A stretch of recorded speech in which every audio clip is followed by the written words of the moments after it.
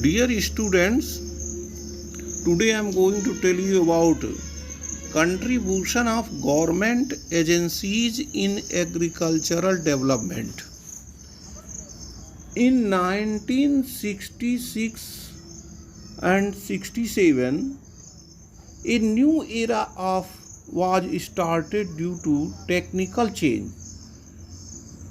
Technical change होने के कारण एक कृषि के क्षेत्र में एक नया युग शुरू हुआ बाय ग्रीन रिवॉल्यूशन, हरित क्रांति के द्वारा, for the improvement of agriculture in India. Agriculture में प्रगति लाने के लिए ग्रीन। अब now try to understand what is green revolution. Green revolution means rapid increase in agricultural production by the use of seeds of high yielding variety, chemical fertilizers and new technology। इसके पहले लोग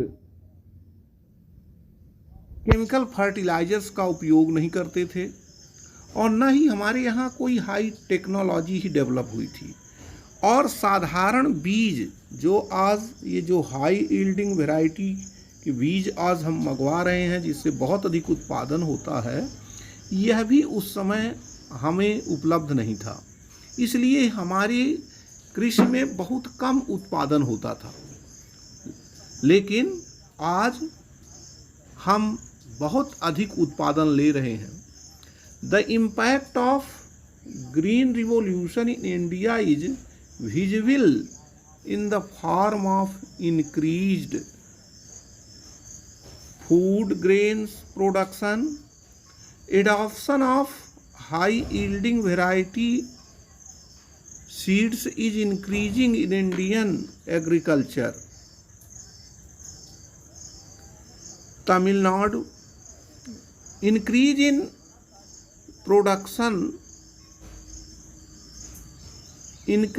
production of wheat and rice in Punjab, Haryana, Uttar Pradesh, Gujarat, Tamil Nadu, Andhra Pradesh and Telangana is due to the adoption of seeds of high yielding variety। Characteristics of green revolution are as follows। अब आप देखेंगे कि इस green revolution की क्या विशेषताएं हैं। तो पहला है use of high yielding variety seeds. पहला है कि हाई यील्डिंग, अधिक उत्पादन देने वाले बीज का उपयोग। सेकंड है यूज ऑफ केमिकल फर्टिलाइजर्स। आज हम एग्रीकल्चर में अनेकों प्रकार के केमिकल फर्टिलाइजर्स का उपयोग कर रहे हैं, जिसकी वजह से हमारा उत्पादन बहुत अधिक बढ़ गया। थर्ड, यूज ऑफ पेस्टिसाइड्स, कीटनाशक दवाइयों का उपयोग।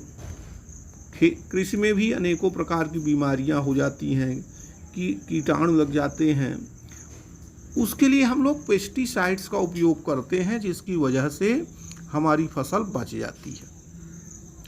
Next, extension of agricultural machinery tools and implements. इसके पहले लोग बहुत साधारण ढंग से साधारण हल से जुताई करते थे, कोई मशीन नहीं होती थी किसानों के पास, इसलिए ज़मीन की अच्छी जुताई नहीं हो पाती थी। लेकिन आज हमारे पास मशीनरी काफ़ी डेवलप कर गई है, जिसके कारण से हमारे खेत की जुताई बहुत अच्छी हो जाती है और उस फलस्वरूप उसमें उत्पादन बहुत अधिक हो जाता है। Extension of small and medium irrigation project, आजकल सिंचाई के साधन भी हमें काफ़ी उपलब्ध हो गए हैं, जिनके कारण से भी हमारी कृषि में उत्पादन बहुत अधिक बढ़ गया है। Use of new techniques for soil conservation,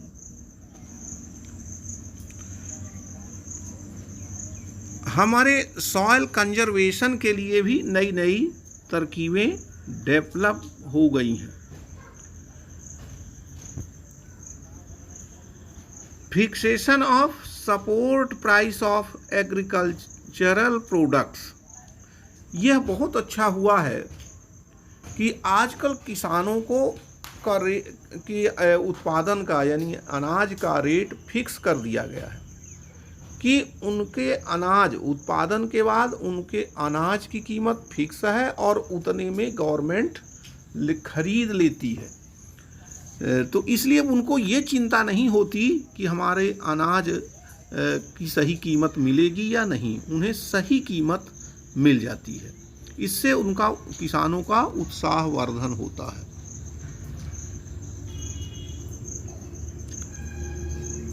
encouragement to agricultural research and soil testing, आजकल एग्रीकल्चरल रिसर्च को भी काफ़ी प्रोत्साहित किया गया है और सॉयल टेस्टिंग, मिट्टी परीक्षण, मिट्टी में किस तत्व की कमी है इसका परीक्षण किया जाता है और फिर उसके बाद उसका उपचार किया जाता है। To improve good facilities for agricultural marketing, कृषि मंडी के लिए नई नई फैसिलिटीज आजकल उपलब्ध कराई जा रही हैं, जिससे कि मार्केटिंग में कोई असुविधा न हो। Extension of finance and loan facilities for agriculture, पहले लोगों को कर्ज भी नहीं मिलता था। खेती अगर अच्छे ढंग से करना है, उसमें खर्च करने के लिए लोगों के पास पैसे नहीं होते थे, लेकिन आजकल सरकार आसानी से किसानों को कर्ज दे देती है और जिससे कि वो फिर अपना काम समय पर कर लेते हैं। Now white revolution, white revolution is closely related to animal rearing. White revolution means increase in milk production with the help of dairy development programs in rural areas. हमारे देश में बहुत पहले से, बहुत पुराने समय से लोग जानवरों का पशुपालन किया करते थे और इसका संबंध सीधे मिल्क प्रोडक्शन से है। With the help of dairy development programme in rural areas, this is also known as operation flood, government has developed new species by interbreeding local cows and cows of foreign race. आजकल यहाँ की जो देसी जानवर होते हैं जैसे गाय है, देसी गायों को विदेशी गायों की पर क्रॉस करके और नए किस्म की गायें बना देते हैं जो बहुत अधिक दूध देती हैं, which produce more milk. Dairy cooperative societies were organized in rural area. ग्रामीण क्षेत्रों में उनके दूध का उपयोग होने के लिए, सही उपयोग होने के लिए ग्रामीण डेयरी, गांव में डेयरी चलाई गई हैं, है ना। और these societies collect the milk from milk product.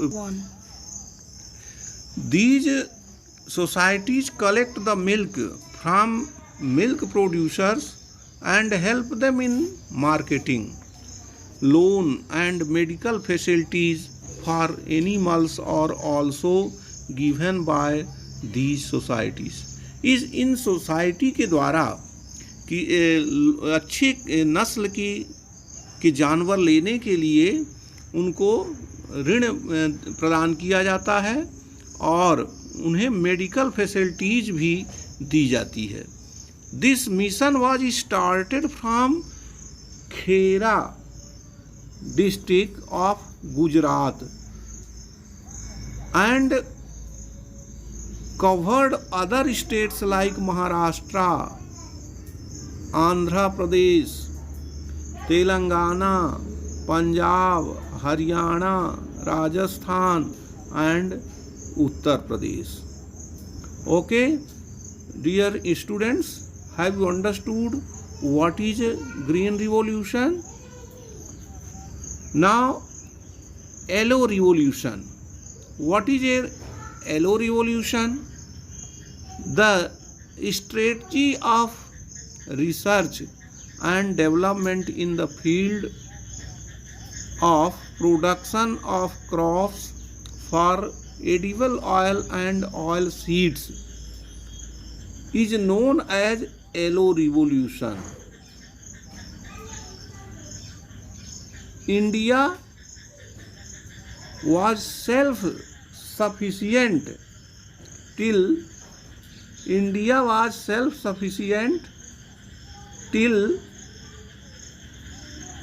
60s in oil seeds production, but due to decreased area of oil seed crops in total cultivable land, negligible use of measures and fertilizers, limited irrigation facilities, increasing population, no use of crop security and scientific technology has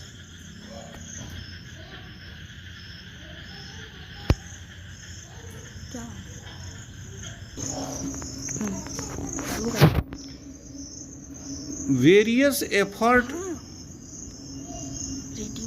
reduce the production in their country.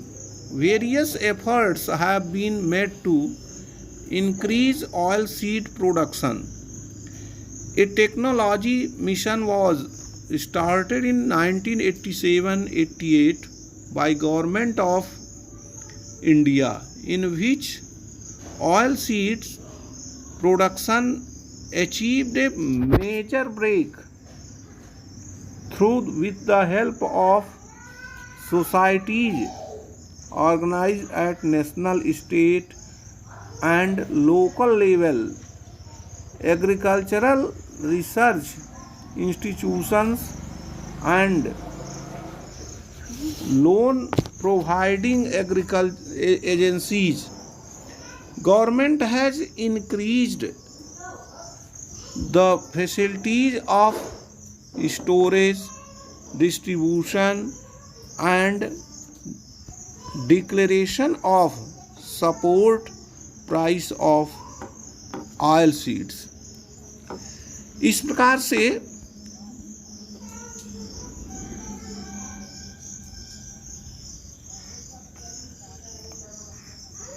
हमें काफ़ी मदद मिली है government के द्वारा विभिन्न क्षेत्रों में और कृषि के विभिन्न क्रॉप्स के उत्पादन में। Now blue revolution. What is blue revolution? Progress in production and productivity in fisheries sector in the country is called blue revolution. मत्स्य उत्पादन के क्षेत्र में हमने काफ़ी प्रगति किया है और उसको ब्लू रेवोल्यूशन कहते हैं.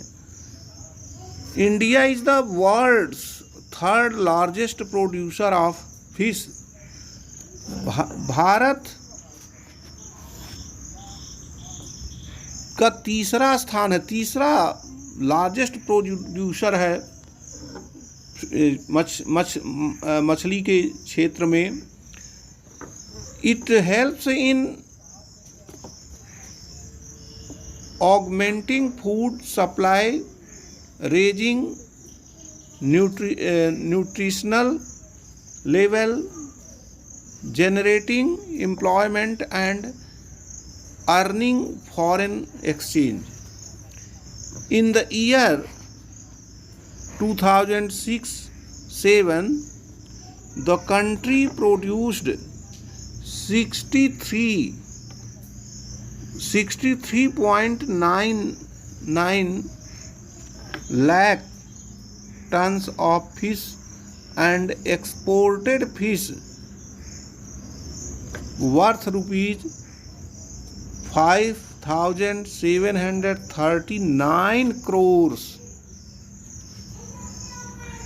इस प्रकार से हमें फिश प्रोडक्शन से बहुत अधिक राशि भी मिल जाती है. Pink revolution. Natural minerals and vitamins play an important role to enhance resistance capacity in the body. हमारे शरीर को में मिनरल्स, विटामिन्स और